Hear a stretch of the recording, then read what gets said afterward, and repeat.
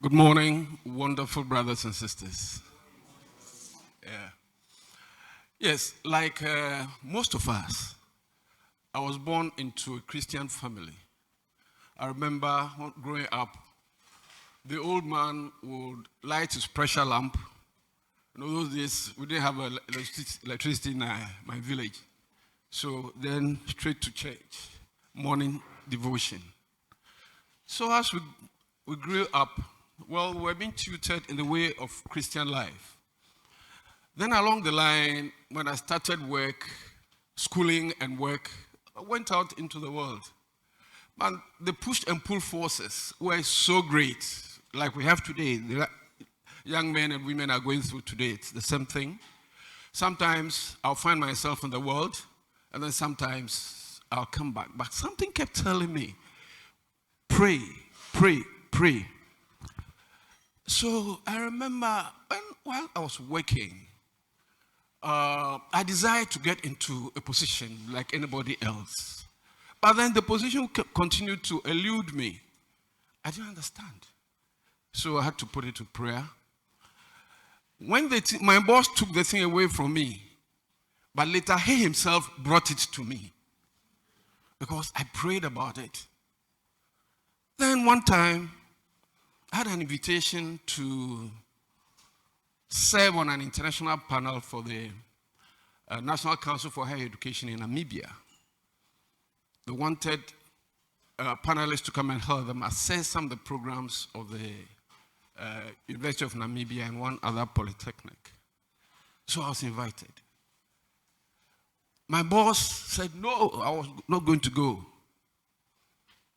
In fact, he put a meeting at the time I was expected to be in South Africa, and I was director of a department that was considering some papers. Honestly, I should have introduced myself that I was working with the National Accreditation Board then, today GTech. So, I let it go. In fact, I appealed to Reverend Professor Mante.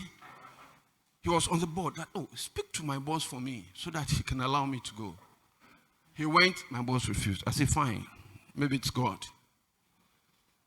Then, exactly 1 year after, I had another invitation from Namibia, the same program, to come and assist.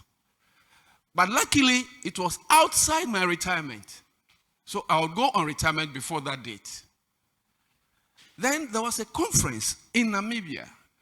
In fact, whilst I was in office, I had been instrumental in registering the board on a lot of quality assurance agencies across the world. US, wherever. I was instrumental in registering the board.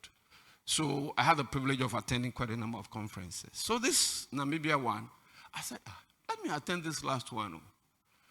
But something told me, pray and go to your boss. So I prayed. And when I got to him, he didn't blink an eye. He said, okay, just get one other person and start preparing him, tutoring him along the lines of attending international conferences and doing presentations and all that. So I took one guy and then we went. So within a month, I had gone to Namibia 2 times. What in the previous year, I didn't get. But prayer worked for me. Fast forward, last year, I contested elections as a parliamentary candidate. And times were so difficult. So difficult. You push the thing, it won't go. You pull it, won't come. Then, I know that time, people were coming, go here, do this, go and see this spiritualist, do and do that. But I said, no. There's one path I'll follow. The Christ path. I remember it was only one woman prophetess that I went to for prayer.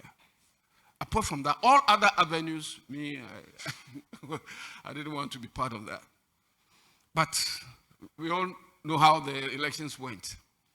Then, after that, things start becoming difficult.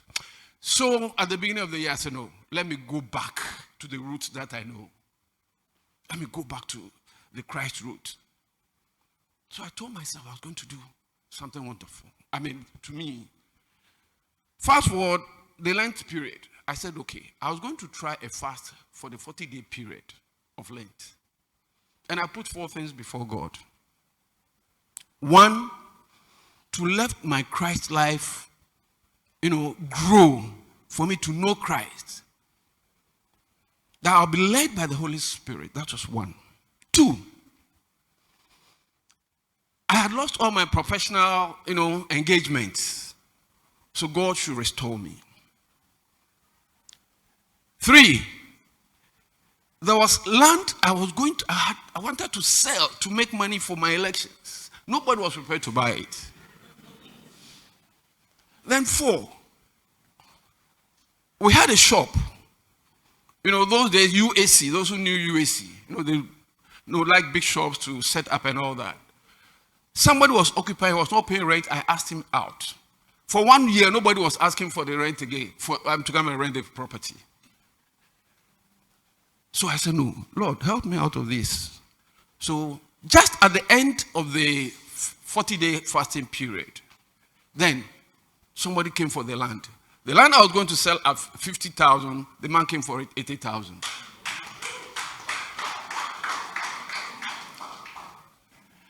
Then the store house, somebody came in at a higher rent. Then a publisher also called me. I want you to help us write English books for senior high schools. Apparently, I had been part of the curriculum writing guide for the senior high school books. And I was a reviewer when the curriculum was being written. So out of nowhere, a publisher called me, so I want you to help us write the books. So currently I'm writing the English books. So 3 things I placed before God were satisfied. Then I received an invitation from Brother Kwame Poku to Full Gospel Meeting. And here I am. And since then, it's been any thought, any action, any step I want to take, I ask myself, so will it please God? And that is what is guiding me now. So I thank God for the exposition. My life has been guided. Those days, I will go and then go back to the world. But I think from now, I'm not going back to the world. Thank you.